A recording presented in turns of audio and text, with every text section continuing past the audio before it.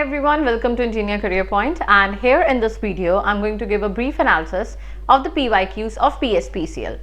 Now you see, whenever you're going to prepare for any examination, you need to concentrate majorly on the PYQs. Very first, it tells us about the hot topics which are very much required in the examination. Second is, it also helps us to emphasize that how we can plan in the future.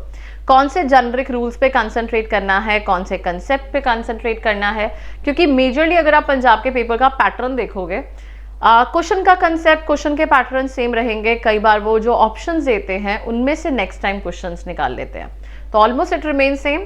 तो PYQs must और उसको ज़रूर practice करना अपने level पे भी, और जो भी उनके रूल्स हैं, जो भी उनके ऑप्शंस हैं, उस पर भी मेजरली कंसंट्रेट करना. This is what we are going to do in today's video also. Let's get started. Very first question we need to check out. This is based on the vocabulary pattern. क्योंकि यहाँ पे हमसे पूछा गया है appropriate meaning देना है idiom का.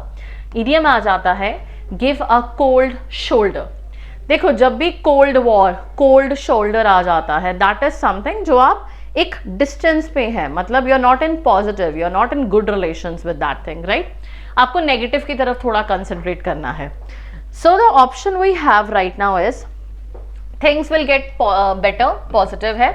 To act rudely towards someone, negative है. To make fun of someone है तो negative, ये fun वाला आ गया, ये rudely वाला आ गया. To be extremely cautious, ये positive, neutral में आ जाता है. ये options हमारे cancel हो गए. दो options बचते हैं हमारे पास. जब आप cold होते हो किसी की तरफ, cold war चलती है, बुलाते नहीं हो, मतलब that is you are rude to someone. So that is the meaning comes is to act rudely towards someone. जब भी कोई आप idiom करेंगे, phrase करेंगे या vocabulary करेंगे, synonym antonym करेंगे, word को कट करके try करा करो समझने की. You will get a thorough idea that what context it tries to give, positive या फिर negative. Let's go with the second one. It is about the jumbled sentences. मतलब second favorite आ गया इनका jumbled. और jumbled बहुत पूछे जाते हैं. jumbled में time consuming में मत जाया करो, सबसे पहले पैटर्न को समझा करो. Take your own stance. First आपका फिक्स है और आपको बताना है कि कौन सा इसमें आंसर आएगा, right? Now we have options is believe it और not. To be a news reader, the Hindi film industries famous actress was once dismissed on All India Radio. ठीक है, अब हमें चेक क्या करना है? सबसे पहले नाउन ढूंढना है. कभी भी बिलीव इट नॉट स्टार्ट हमारा एक नाउन से होगा. Now the Hindi film industry's famous actress.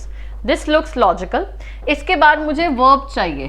Verb आ जाता है. To is preposition, was is verb, on is again preposition.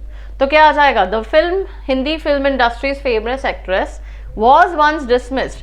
B, C कहाँ पर dismiss हुई थी? Then it could be was once dismissed. किस role पे? To be a news reader on All India Radio. तो ये this will be B, C, A and D. Options check करो. You can directly do it out. जब आपको पता चल जाएगा B है, टाइम सेव उसी पे हो जाएगा, क्योंकि ये D A से स्टार्ट है, तो आप ऑप्शन इससे डायरेक्ट भी रिकॉर्ड कर सकते हो. This will save your time. तो जंबल्ड में आपको टाइम सेव करना होता है. अल्टीमेटली जस्ट आप नाउन पे फोकस करो, फिर वर्ब पे फोकस करो, फिर ऑब्जेक्ट पे फोकस करो. आप अपना कॉन्टेक्स्ट बना के देखा करो. You will get a rhythmic sentence over there. Option B. Third आ जाता है आपका one word substitution of the underlined word. Rita liking roller coasters. That is the word, right? अब इसमें select the most appropriate option that can substitute the underlined word to rectify the given sentence. अब यहाँ पे हमारा underline था liking. ठीक है? When we are speaking this also, even we are not able to find a logical answer to it. Rita liking roller coaster. Sense ही नहीं बन रही है. मतलब जब आप एक जेनरिक हैबिट्स की बात करते हो, जब आप टेंसेस करोगे, कंडीशनल्स भी करोगे. जब आप टेंसेस में कंडीशनल्स का बात करते हो, उसमें एक चीज बताई जाती है आपको. Your habits, your patterns, generic truth, ये हमेशा सिंपल प्रेजेंट में लेना चाहिए. सिंपल प्रेजेंट मीन्स S और ES के साथ. यहाँ पे क्या आ जाएगा? Rita likes roller coasters. तो ऑप्शन 4 आ जाएगा. ठीक है, that is the right one. This is based on the tense pattern. Fourth आ गया आपके पास. अगेन जंबल्ड है हमारे पास, राइट? इसको भी ध्यान से एक बारी स्क्रीन पॉज करके खुद से एनालाइज करने की कोशिश करा करो पहले. What could be the probable answer to this? Same way आपको चेक करना है. नाउन ढूंढना है हमें पहले, राइट? क्वेश्चन है polar bears are white northern bears found in Arctic regions. It's not moving.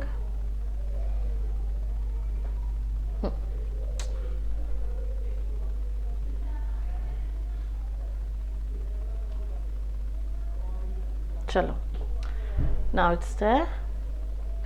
Polar bears are white northern bears found in Arctic region. Scientists have been studying the effects of climate change on polar bear population. This loss of habitat threatens their ability to find food and reproduce. As the ice melts, polar bears are forced to travel greater distances, and the primary concern is the rapid loss of sea ice in the Arctic. Right? अब सबसे पहले क्या आ जाता है, आपको introduce करना है मेन पैटर्न को. कहाँ से समझ आ रहा है? पोलर बियर यहाँ पे फाइंड किए जाते हैं. फिर इसके जो इफेक्ट्स हो रहे हैं, मतलब यहाँ पे सबसे पहले नाउन से देखो, यहाँ पे साइंटिस्ट आएंगे. Scientists have been studying the effects of climate change on polar bear population. I think first one, then it will be क्यों कर रहे हैं effect. The primary concern is the rapid loss of sea ice in the Arctic ocean. As the ice melts, polar bear are forced to travel greater distances. और उसकी वजह से यहाँ पे उनका थ्रेटन हो रहा है. और रिजल्ट क्या निकल रहा है? Because this is telling us the result, और रिजल्ट हमेशा लास्ट में आता है. तो यहाँ पे ऑप्शन क्या आ जाएगा आपका? 1 4 3 and it will B 2. 1 4 3 2.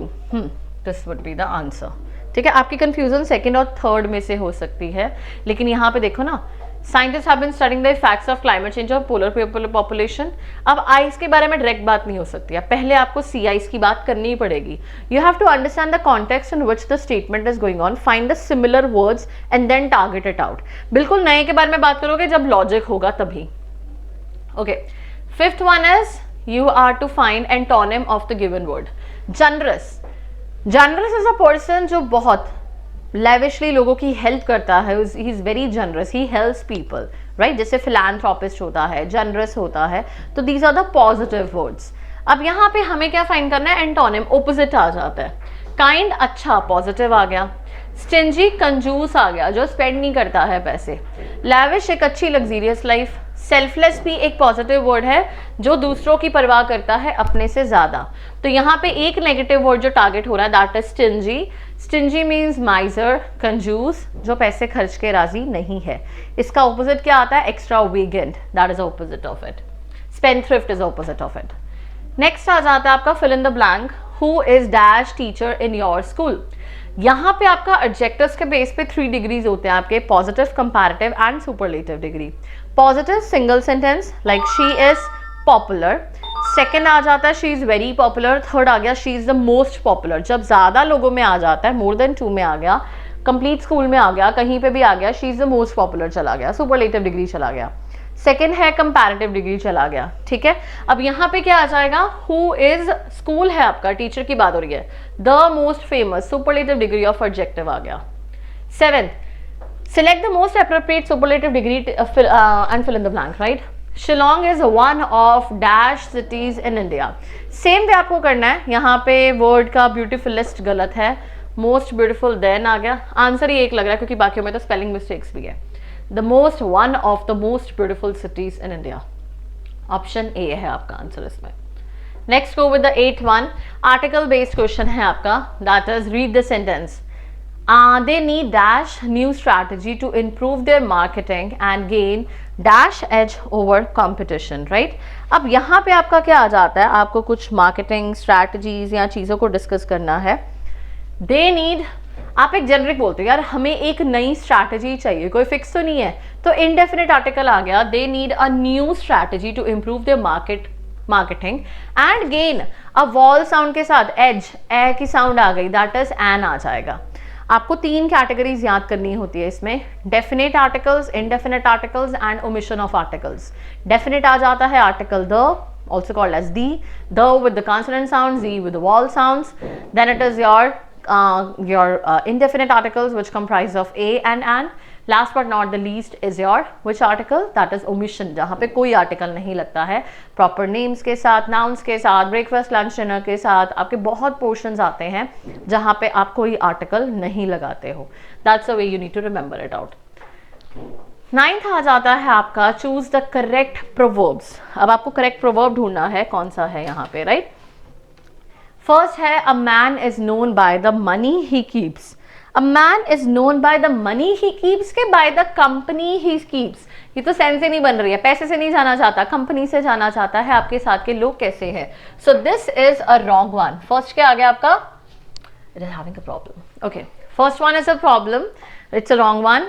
Every cloud has a silver lining, बिल्कुल ठीक है। दिट इज कॉज की कई बार लाइफ में डिफिकल्टीज होती हैं, उसमें भी हमें एक पॉजिटिविटी दिख जाती है, तो every cloud has a silver lining, B is right. Two cooks spoil the broth, no, too many cooks spoil the broth. ये होता है जब एक चीज में बहुत ज्यादा जाने लग जाते हैं ना, वो चीज खराब हो जाती है। So that is too many cooks spoil the broth, never the two cooks spoil the broth. C is wrong, A is wrong. Protection is better than cure, no, prevention is better than cure. Cut your coat according to your cloth.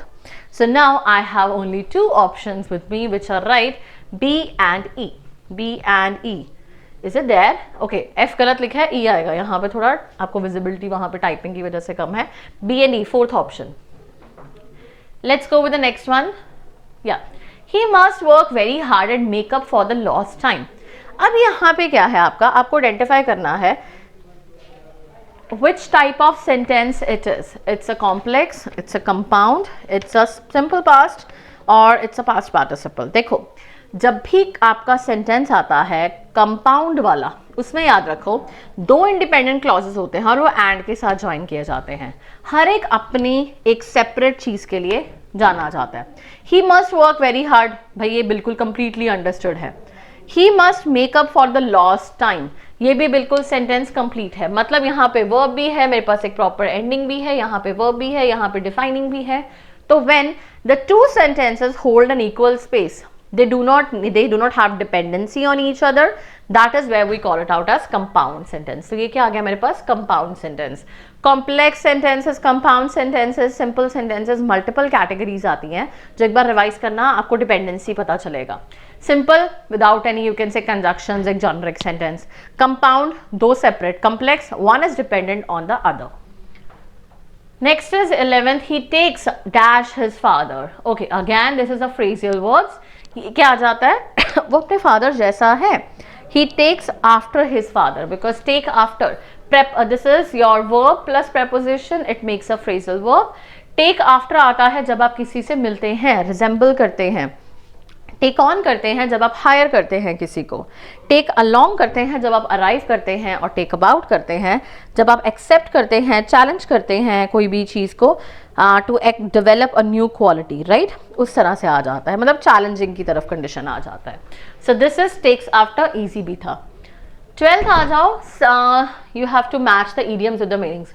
Vocabulary based questions बहुत ज़्यादा हैं आपके papers में, तो vocabulary अच्छे से target करना। Set teeth on edge, okay, kick up a row, stand his ground in soup. कुछ चीजें आपको पता है, जैसे in soup होता है, in water होता है, ये चीजें जो होती है ना आपकी, they are very much aligning with let me just check it out. हाँ, in soup हो गया, in water हो गया, in hot water हो गया। इन चीज़ों का मतलब होता है कि मैं बहुत दुविधा में हूँ, मैं ट्रबल में हूँ। तो अगर आपको कोई और नहीं भी आता, in soup का मतलब in trouble हो गया। D का 1 किस में दिया हुआ है, इसमें दिया हुआ है।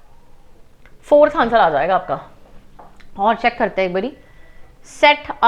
set teeth on edge to irritate someone, kick up a row, that is to make a fuss, that could be there, yeah, and then it is stand his ground. stand his ground का क्या आ जाता है, देखो set teeth on edge हो गया irritate करना, kick up a row हो गया किसी चीज को बहुत बढ़ाना, that is to create a make a great fuss हो गया। स्टैंड इज ग्राउंड मतलब मेंटेन अप करना अपनी पोजीशन को, कि मेरी ये पोजीशन है, मैं तो अपने ग्राउंड पे खड़ी हूँ। और इन सूप का मतलब हो गया जब आप ट्रबल में हो। तो यहाँ पे आपका 4th ऑप्शन सबसे वैलिड लग रहा है इनमें से। ओके, सो 12th का 4th। Then is synonym of strange hold is, अच्छा इसमें क्या आ जाता है आपका, you have options to bad, to enable, complete control, to remove, right. देखो जब आपका स्ट्रेंज होल्ड आता है ना, इसका मतलब होता है कि कोई कंट्रोल है आपके पास that is so strong that prevents something from developing या फंक्शनिंग प्रॉपरली। मतलब it's not strange actually it's strangle hold, strangle hold होता है, स्ट्रेंज होल्ड और स्ट्रैंगल होल्ड। स्ट्रेंज हो गया अजीब, उससे स्ट्रेंज से आप अपना निकालने की कोशिश करो। स्ट्रैंगल होल्ड होता है जब आप किसी चीज को इतना पकड़ लेते हो कि उसके बाद वो ग्रो नहीं कर पा रहा है, that is to strangle someone, वो फंस चुका है, वो ट्रैप हो चुका है, तो that is here we call it out as complete control. 14th, identify the adverbs in the following sentences. They work happily because the news was too good for them. Right? So it would be, आपके पास दो options हैं, यहाँ पे happily भी आ गया, to भी आ गया, तो यहाँ पे तो आपके पास genuinely too good verb आ गया और वहाँ पे आपके पास happily आ गया। तो to and happily कहाँ पे आपके पास options, यहाँ 100 लिख दिया उन्होंने गलती से, right? तो to and happily BNC आएगा, second आएगा, ये to है, they have written it wrong, okay? 14th, 15th. Again you have to make a, okay, it's jumbled form है, ध्यान से पढ़ो एक बार इसको, खुद से पढ़ने की कोशिश करो। What will be there in the jumbled one? Quite often a research hypothesis is a predictive statement. अब यहाँ पे कहीं पे तो इंट्रोडक्शन होगी ना रिसर्च हाइपोथेसिस की। thus is always the ending one। देखो यहाँ से आपको पता होना चाहिए, जब भी THUS से आगे आपके पास वर्ड्स आ गए तो यहाँ पे मतलब मैं वो चीज को क्या कर रही हूँ, एंड कर रही हूँ। Sorry, there is a problem right now in the, देखो THUS है ना, मतलब ये हमारी एंडिंग स्टेटमेंट आ गई। यहाँ से आपको आइडिया लग जाना चाहिए, बट से कभी आपका स्टार्ट नहीं होगा कभी भी सेंटेंस, राइट? तो एंडिंग वाली तो बी और बी इसमें है, मतलब ये तो चाहे आप स्टार्टिंग में ही क्रॉस कर दो, then that would save your time, ठीक है? उसके बाद आ जाता है, अब यहाँ से भी आप रिकॉल कर सकते हो कि बी से पहले सी ही बन रहा है, बी से पहले सी, मतलब ये एक लॉन्जिक हो गया। This statement is capable by scientific method, thus we can may conclude that hypothesis states what we are looking for. तो बी और सी को एट द एंड हो गया हमारे पास combine, sorry C B, C और बी हो गया हमारे पास एंड पे कंबाइन। अब आगे वाला देखना हमने कि या तो वो ई से स्टार्ट होगा वो डी से, हम सीधा यहीं से चेक करते हैं। अब पहले अगर हम करते हैं डी से स्टार्ट, भाई डी से स्टार्ट ही नहीं हो सकता, बट से स्टार्ट नहीं होता है, तो बट से स्टार्ट नहीं होगा, सीधा ए चेक कर लो, चाहे फर्स्ट आंसर आएगा। Ordinarily when we talk about hypothesis, one simply means is option, और यहाँ पे इंट्रोडक्शन है हाइपोथेसिस की, तो बस ऑप्शन ए आपका आंसर आ गया। This is will save much of your time in anything, आप एक एक को समझो। नेक्स्ट आ जाता है फ्रेजेस वाला क्वेश्चन है आपके पास, एंड दैट इज ऑफ की, ऑफ लिमिट्स, ऑफ पुटिंग, ये सारे क्वेश्चंस हैं। देखो पहले क्वेश्चंस को समझो, खुद से पढ़ना, इसको स्क्रीन को पॉज करो। ऑफ की का मतलब होता है जब आप सूटेबल नहीं हो, करेक्ट नहीं हो किसी पर्टिकुलर सिचुएशन में, राइट? ऑफ लिमिट्स आ जाता है जब आप अलाउड नहीं हो डिस्कस करने के लिए, means not allowed to be discuss, जैसे बोलते ना this is off limit, you can not discuss about it any more. Off putting means कोई चीज अच्छी नहीं है, प्लेजेंट नहीं है, और off shoot means a thing develops from something, ये चीज आ जाती है आपके पास, ठीक है? अब यहाँ पे आंसर्स को अगर हमने डिकोड करना है तो हमने किया ऑफ पुटिंग से स्टार्ट करते हैं, दैट इज, एक सेकेंड, सी का आ गया आपके पास फर्स्ट, सी, यहाँ पे भी आपको हिंट भी मिल जाएगा, कई बार रिपीटेड वो जान के करते हैं कि सी का फर्स्ट दे दिया उसमें, ठीक है? ऑफ लिमिट्स में मैंने आपको बोल दिया that is not allowed to be discuss, तो बी का 4 भी आ गया। आपको सारे इतना time, what is more important in this papers are the timing also and the kind of questions कि आपका स्टेटमेंट्स भी सही निकल जाए। तो not allowed to be discussed, of की आ गया आपके पास, not suitable in a correct position, and D आ गया आपके पास of shoot, a thing that develops from something. So second is the answer, second option is the answer. Next, choose the word which is closest in meaning, right? And that is inductee, that is to, this is very easy, आपको inductee करना, that is to induct करना किसी को, recruit करना, लाना हमारे साथ, that is to recruit someone, ठीक है? easy words हैं ये वाले आपके। inductee is a person who has been formally introduced into a position group, कि चलिए हमारे ऑफिस में न्यू ज्वाइनी है, फ्रेशर है, फ्रेशर भी नहीं कह सकते, एक्सपीरियंस के लिए भी यूज हो सकता है, he is a new inductee, then it's inductee आ जाएगा, न्यू भी बोलने की जरूरत नहीं है साथ में। ओके, सेम वे अब आपका जम्बल्ड और वोकैबुलरी आई थिंक फेवरेट है PSPCL एग्जामिनेशन की, बहुत ज़्यादा पूछे गए हैं। अब यहाँ पे फर्स्ट आप चेक करो, आई हर्ड समवन, अच्छा, children the other day happily referring to as dreams, ठीक है? अब यहाँ पे सबसे पहले हमारा एक स्टार्ट होना चाहिए, बिकॉज आपको सब कुछ स्टार्ट करना है। You can start with a proper, you can say introductory statement,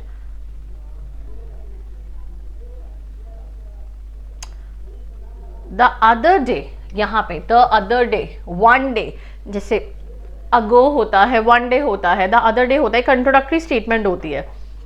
the other day I heard someone, the other day I heard someone, क्या सुना आपने? I heard someone happily referring to children as dreamers. तो B और E and पे आ गया, ये वाला option आपका बना फर्स्ट. ठीक है, again apply the same logic. पहले आपने इंट्रोडक्टरी किया, फिर आपने नाउन के ढूंढा, आई आ गया हमारे पास, मेन हमारा आ गया statement starting. I heard someone, क्या सुना? Happily referring to, to preposition आ गई, टू चिल्ड्रन ऐसे एज ड्रीमर्स आ गया, एंडिंग आ गया आपका.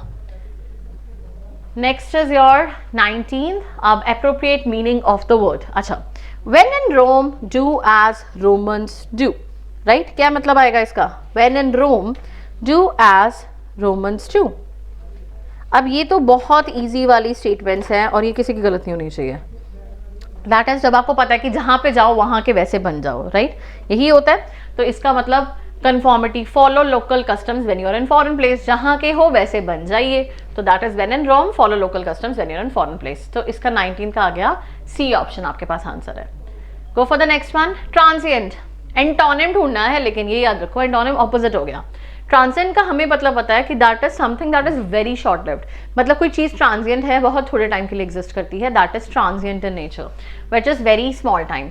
अब ये तो पता है फ्लीटिंग भी जल्दी चलेगी, टेम्पररी भी छोटा टाइम हो गया, एफर्मल भी छोटा टाइम हो गया. परमानेंट है जो इसका ऑपोजिट आ गया, तो हमने क्या कर दिया इसका आंसर, दैट इज इसका आंसर ये तीनों से मैच कर रहा है, ये इसका ऑपोजिट है, तो एंटोनिम ढूंढना है तो परमानेंट आ गया. Got it? परमानेंट एवरलास्टिंग आ गया. Next is he will not fail dash he studies hard this year. अब fill in the blanks भी आते हैं आपको और मल्टीपल कॉन्टेक्स्ट के साथ आते हैं. ठीक है, अब ये आ जाता है, इसमें कंडीशनल कंजंक्शन लग जाएगी आपकी. he will not fail, अब ये क्या आएगा? अब इसमें सोचो आपका क्या लगेगा.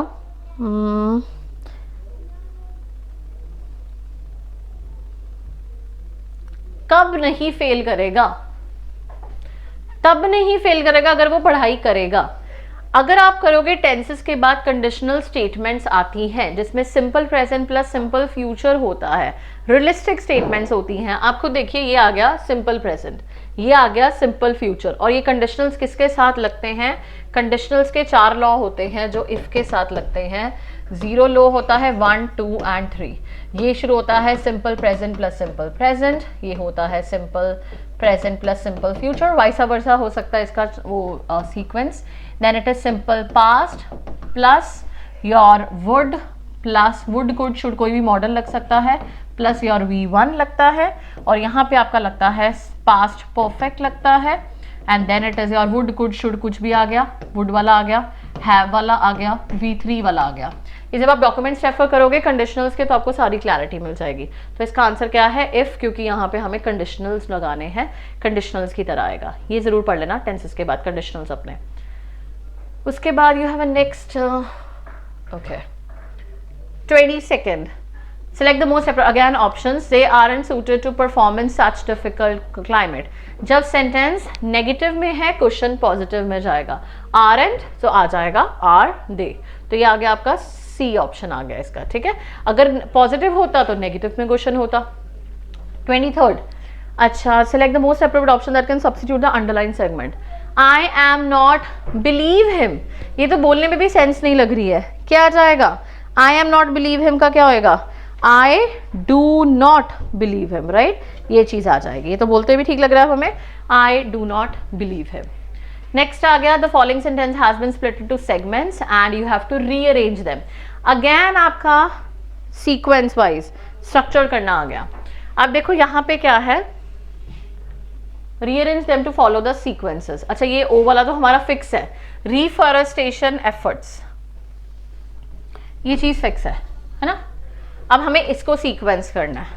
ये आ गया PQRS वाला आ गया हमारे पास. ठीक है, लेट्स स्टार्ट. रीफॉरेस्ट एफर्ट्स, इसके साथ आना तो वो भी चाहिए फिर. तो पहले तो आ जाएगा हमारे पास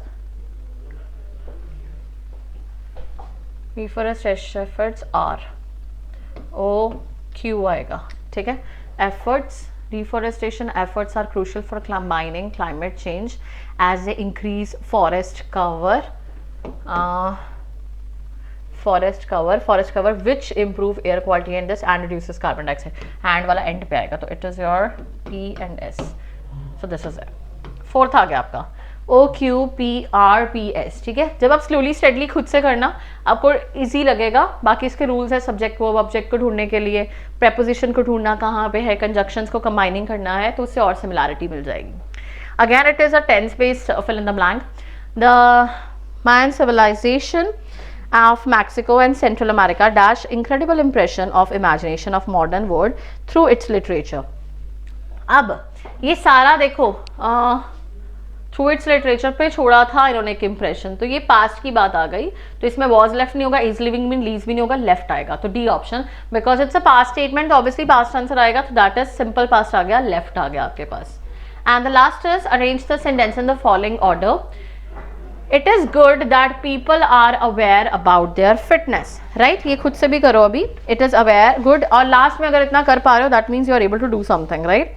तो इसमें क्या आ जाएगा, it is good people are aware about the fitness. अब सोचो सबसे पहले मुझे इंट्रोडक्शन करनी है, इंट्रोडक्शन के लिए मुझे नाउन ढूंढना है, कोई बेसिक बात की, हमने फिटनेस की बात की, many people are drawn to yoga, yoga इसमें यहाँ पे है, सबसे पहले स्टार्ट में होना चाहिए कहीं पे, एडिशनल योगा बाद की बात है, yoga is a practice, third पहले आएगा आपके पास, दिस इज समथिंग, यहां से आपका आंसर निकल जाना चाहिए कि 3 1 4 2 3 बाकी सॉल्व किए बिना ये निकल जाना चाहिए, 3 1 4 2 दैट वुड बी देयर, ठीक है। लेकिन यहां पे एक और चीज है, 3 1 4 2 अगर मैं ये कर रही हूं,